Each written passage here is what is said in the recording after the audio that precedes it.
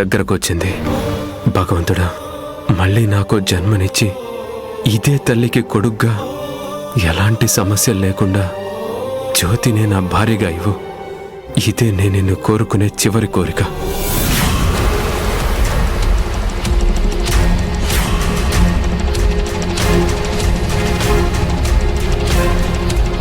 అన్నను కాపాడుకోవాలి.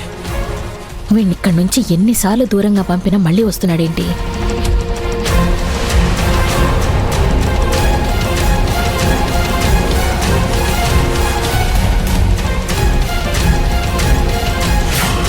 ఎక్కడికి వస్తున్నావు? అమ్మా, అక్కడ అన్న. చూడు లడ్డు, నువ్వు జ్యోతికి మంచి జరగాలని కోరుకునే మనిషివి. ఆ విషయంలో రాజీవ్కి సాయం చేసే తమ్ముడివి. అందుకే నిన్ను మండపంలో ఉండనివ్వకుండా వంటల ఏర్పాట్లు చూడమని పంపించాను. మళ్ళీ ఇక్కడికి వస్తున్నావేంటి? అది కాదమ్మా, అన్న ఏం చేశాడో తెలుసా? లడ్డు, ఇక నుంచి రాజీవ్ పెళ్ళయ్యేంత వరకు రాజీవ్ గురించి నాకేదైనా చెప్పాలని చూసినా, జ్యోతి గురించి ఒక్క మాట మాట్లాడినా, ఈ పెళ్లి ఆపాలని చూసినా నేను చచ్చినంత ఒట్టే.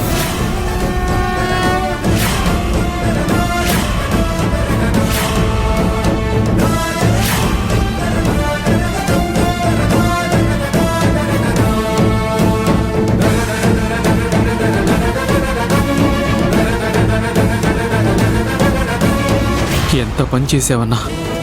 నువ్వు విషం తాగావన్నమాట బయట పెట్టే అవకాశం లేకుండా అమ్మ నాతో ఒట్టు వేయించుకుంది. ఇప్పుడు నేను ఎలా కాపాడుకోవాలన్నా?